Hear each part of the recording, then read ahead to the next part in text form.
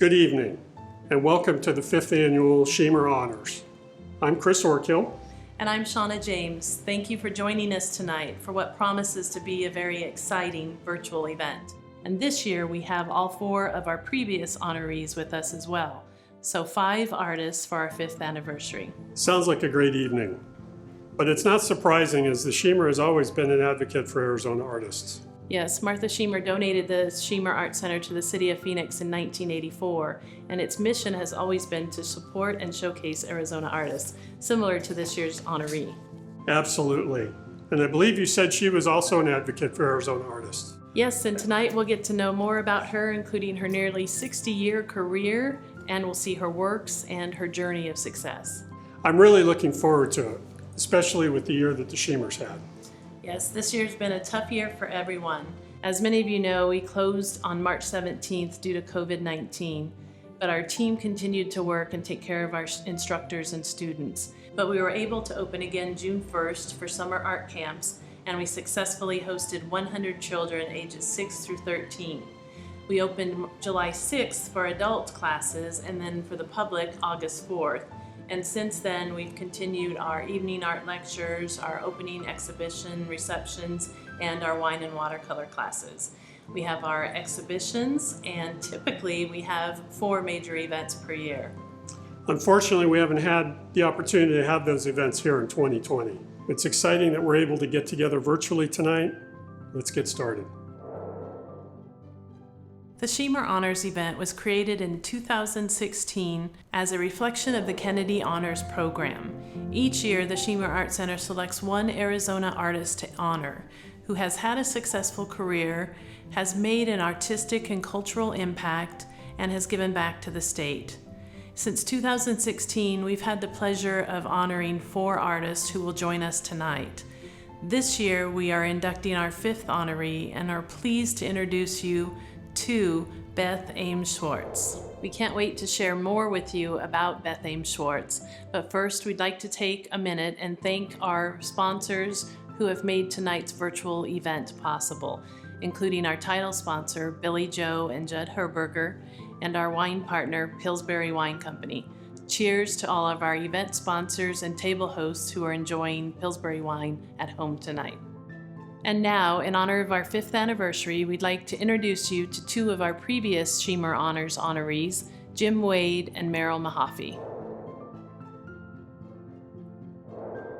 It's a pleasure to be here today for this anniversary, 5th anniversary of the Shemer's Honors. It was really a lovely experience when I was the 2nd honoree, and the evening with friends and collectors was a wonderful evening for me. Since then, I've continued working in my studio. It's what I do every day, and I have had shows since that show at Shemer, at the at galleries in Denver and in Palm Desert, and also at Bentley Gallery here in Phoenix. I'm especially happy to be here today to honor Beth Ames Swartz. Beth and I have been art comrades for over 40 years. Beth, I welcome you to the Shemer Art Center, and we're thrilled to have your work on the walls. It's been very important for me to kind of put things up and look at them in a group and see where I've been through my career. Now I'm home working on new work and hopefully opening doorways to new ways of thinking about how to paint. Some of this is behind me. You can see a more traditional realist style evolving into an abstract style. The reason for this is that I needed to find a new challenge. I thank the Shemer for honoring me at the time, and now I'm here to honor a new artist for the Shemer, Beth Ames Swartz.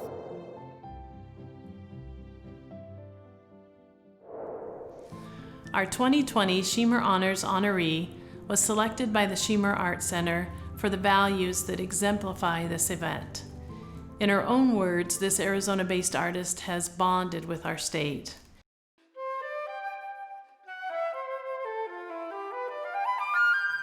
The message in my work is the same message over a 55-year period.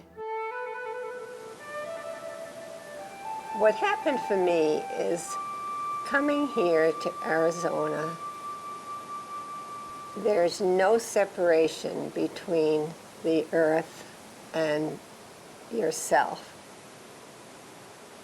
And putting everything together for me was going down the Colorado River.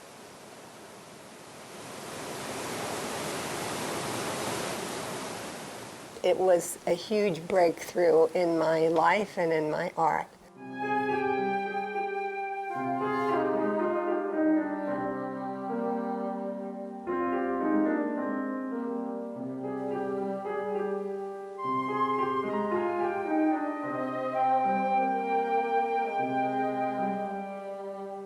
I was brought up in New York, the youngest of 3 children.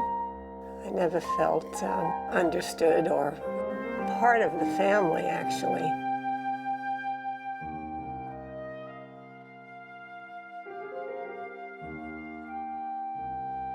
It was an intellectual family, but feelings weren't talked about. I felt safe doing the art. It became the pipeline to my sanity.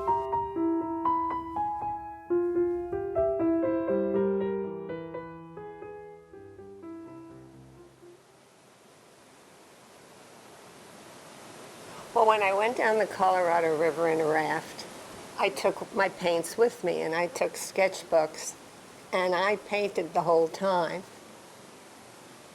There were faces and bodies coming out of the earth.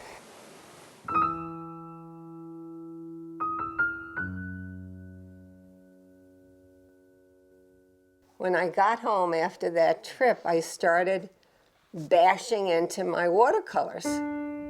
Ripped it with a screwdriver and weeping and writing in fear of death. And I realized that I hadn't dealt with the dark side. So I decided I would develop my firework, and that was the beginning of the whole process of ordering, disordering, and reordering, life, death, and rebirth. We're constantly rebirthing ourselves. We're constantly being asked to burn away what we don't need, transforming ourselves, creating beauty out of destruction. And the culmination of the firework was Israel Revisited.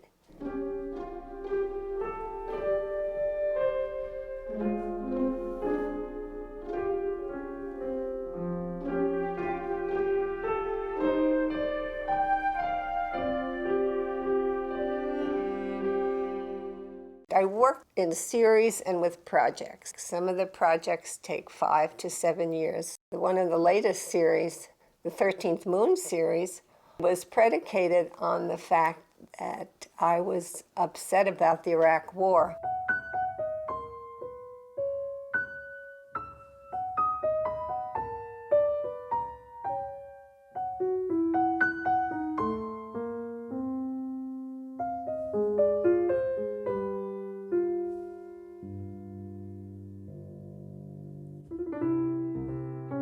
Sometimes it takes a year to develop the first painting, although Moving Point of Balance was a 10-year project.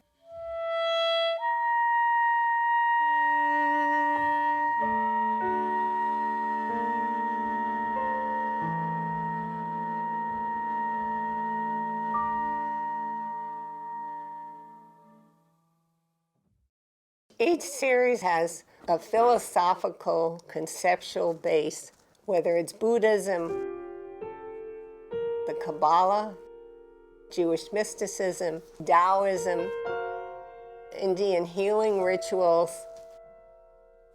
Spending most of my life working wisdom systems and philosophical, religious, spiritual systems.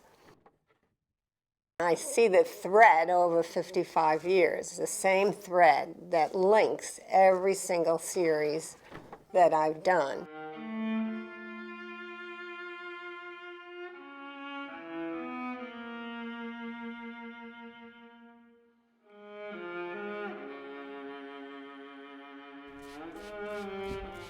In order for humanity to survive, We must be able to transcend the pain, the anger and rage, because underneath there are only two real forces.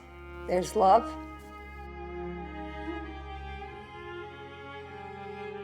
or there's fear. What other cultures and what other wisdom series have taught us? They all have taught us the same thing, that all life is sacred and we need to treat each other with love and compassion. And why haven't we learned it yet? All my work really says the same thing, that we need to learn how to treat each other better and with some compassion, empathy, and love. So working the different series and learning about them, they all say the same thing, that all life is sacred. And this is what the work is about. And of course, going backwards, this is the latest series here, just a few of the pieces. And it is not an easy time in our world right now. But going all the way back almost 60 years, and down my hall, I have a few of the early works. I have a piece that shows, I worked, when I went down the Colorado River, I painted the whole time. And so there's a piece there that has me looking at the rocks, and then I have an early watercolor, some early watercolors. And then I have an early smoke drawing, because when I started working with fire, I realized that I had to start from the beginning. So the smoke drawings are just like the flow of smoke on paper, the way I did the flow of water and color on paper. These are a few early watercolors, meditation piece, part of a series I did called the Earth Flow series, and then a piece going down the Colorado River in a raft where I brought all my paints and I worked constantly. And then working with fire, an early smoke drawing, because I worked from the flow of water and color on paper to the flow of smoke on paper, and then an early firework and a more mature firework. She uses elements of earth, wind, and fire, and through all of her series has incorporated a thread of wisdom systems that she uses to expose viewers to the beliefs of others. Her hope is that by showing the interconnectedness of these belief systems, that each of us may experience a common passion that ignites us to care for and love one another. 20 years ago, she started the Breakfast Club and opened her home to create a monthly networking opportunity for Arizona artists to come together to network with colleagues and gain support and encouragement. She also used these gatherings as opportunities to educate both the artists and the community. And she did this while also building an amazing career for herself, leading to her being featured in over 80 one-person exhibitions, 4 one-person traveling museum exhibitions, 3 books, 8 catalogs, and numerous articles and videos. I am pleased to introduce you now to our 2020 Shemer Honors honoree, Beth Ames Swartz. I started painting when I was about 5 years old, and then went to the High School of Music and Art, and it's always been a pipeline to my creative unconscious, and it's so much a part of me that I can't even imagine life without working. And I'm really grateful that I've had this home and this studio for so many years. And when I moved out to Arizona, it was really very challenging for me because I missed the greenery, and so I went all through the parks and anywhere I could find green and painted my watercolors. And then they started to change and get bigger and more abstract. And finally, when I went down the Colorado River, everything changed. And I realized I fell in love. I bonded with the desert and Arizona. And in a way, that transformation moved me into finding out, okay, what is the secret to life? What is the secret to life? And my friend told me, well, you need order and you need disorder. And he was a systems philosopher and scientist. But you need more order than disorder. Well, I didn't like that. I didn't like that we just get born and then we live and we die. And I feel I don't like entropy, so I decided I wanted to add a third idea, which would be reorder, life, death, rebirth, and to create beauty out of destruction. And so that sort of became the way my work evolved. After doing a series on the elements, when I came to fire, I realized I couldn't make a picture of fire. I needed to work with it. And that's how my firework developed. Slowly, the color began disappearing from the work, and then eventually, as I explored, the color started coming back in. And I rolled out the paper, which was birth, meditation and birth. I destroyed it with a screwdriver. I bashed it in, and the first time I did that, I started to cry, and I realized I hadn't dealt with the fear of death and the dark side. And so then I created beauty out of it with paint and more layers of paper and burning. And it was very exciting for me to come up with a whole new way of working. And the firework culminated in a show called Israel Revisited, and then that going to sacred sites and doing pilgrimage became a very important part of my work, honoring the earth and honoring women especially. When I went to Malta, I saw that there were these holes in the earth, and the early matricentric cultures would pour milk into these holes into the earth as a way of honoring Mother Earth. And so as the work developed, I did several projects using pilgrimage. The 10-year project, A Moving Point of Balance, balanced the male and the female. And I think we need this balance in the world. And as the work developed, every series I call Exploring a Wisdom System. And each series looks different, and maybe it lasts 5 or 10 years, but it is a whole life in itself, the exploration. And then I moved to another series and another wisdom system. And this last project was done, it's just started really during lockdown. And it's based on a line from Hart Crane's Broken Tower. And so it was, we entered the broken world to seek the visionary company of love. Actually, it's to trace, not to seek, which is very interesting that you use that word, because we trace the way we move from, for me, from series to series, and the evolution, because I believe that we need to evolve as a species and as humans. These are a few of the over 30 pieces I did for a show at the New York Gallery called The Word and Paint, the 13th Moon, based on 8th century Chinese poetry, where the poetry is translated and it's embedded in the work. This is a see-through piece, the light goes through it, from 1977. It's interesting because the line from T.S. Eliot, Reminders of Invisible Light, that's the name of several of my works and a show that I had in the 90s, and here the light goes through this. It's a memorial to the Holocaust. In this room are a few pieces. One is from Reminders of Invisible Light, a series based on T.S. Eliot's poetry. There are about 50 pieces, and it's the only one left that I have. And then this series was about 30 paintings done after I had chronic fatigue syndrome. And I began painting slowly as I got better through a meditation group that I found, the idea of Shen Qi. So the series is called Shen Qi. And it's the idea that moment by moment we have the opportunity to live in the moment. And so you can see the grid goes moment by moment. And then I began to add healing symbols. And this is a symbol from the Kabbalistic scheme of the four worlds, where we live in the world of action, and then the world of foundation, the world of creation, and finally the world of emanation.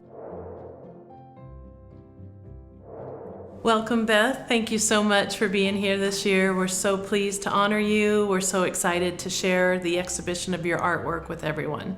I'm so happy to be here. Thank you so much for inviting me. For our viewers at home, we'd like to have the opportunity for you to just talk through your exhibition and share with us some of your thoughts about when you were creating the work and what people should think about when they come to view it. Yes, for about almost 60 years, I've been interpreting wisdom systems through my art. And I realized in 2016 that 1.6 billion Islamic people live in the world, and I had never really talked at the Creators.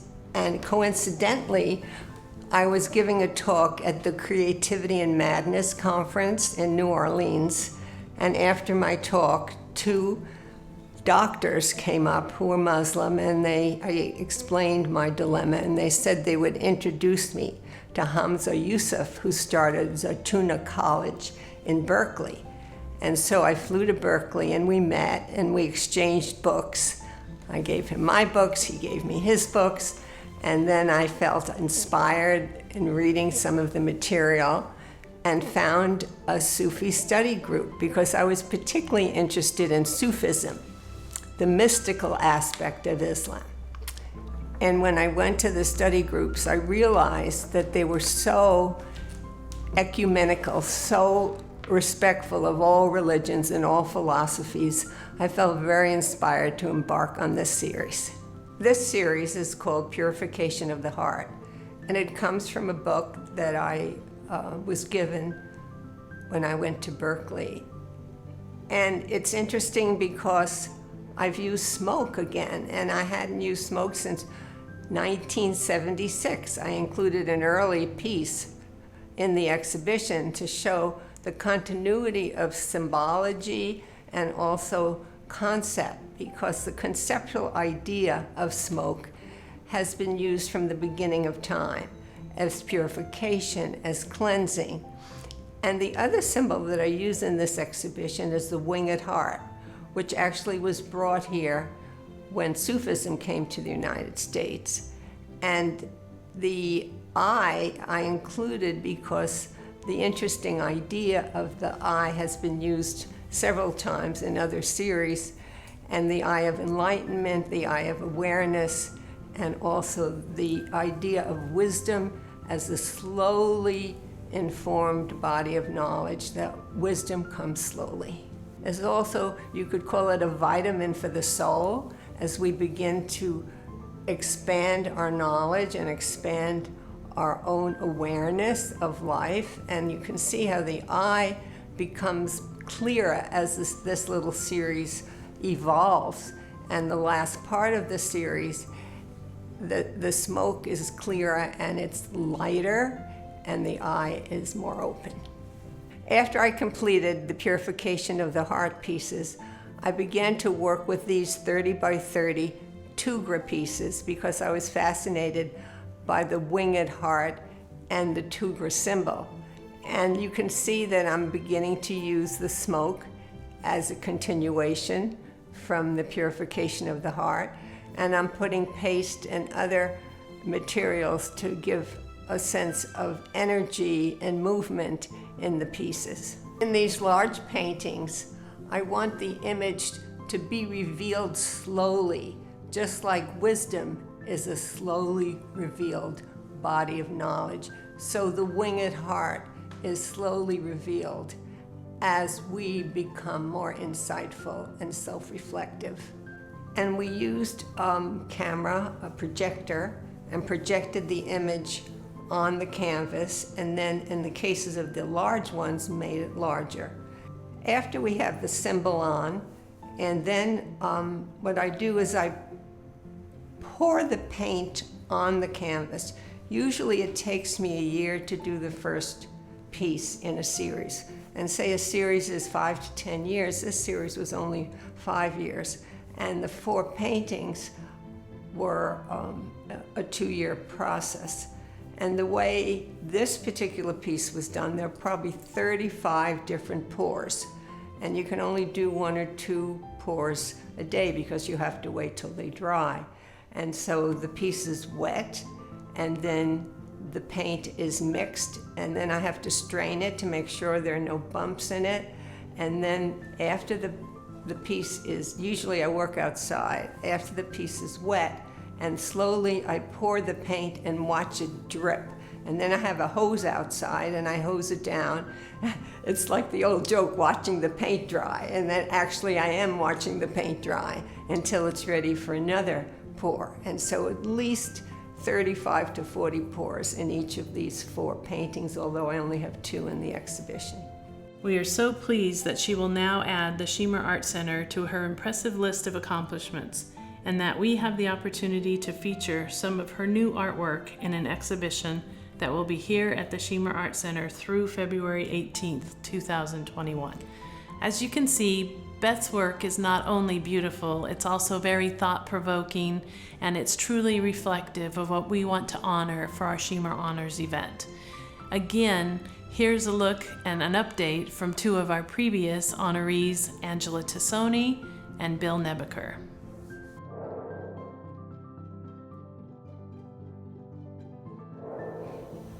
Hi Beth, congratulations on your nomination as the 2020 Shemer nominee.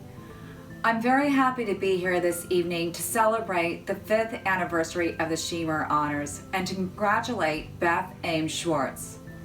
The Shemer Honors is a fabulous event, and I'm grateful to be a part of it, to help and to be among these wonderful artists. The evening I was honored was exciting, and I will always cherish it. Since then, I've continued to do my artwork, the jewelry I design with sustainable materials. I've also started an online shop, TassoniJewelry.com, with my own artwork and design. Additionally, I've created a new Tassoni trademark clasping featuring a leaf, which symbolizes my love for nature. I'm currently painting and creating sustainable jewelry where I'm aiming to do a show in 2021. Congratulations, Beth. I'm very happy to see a female artist celebrated with us.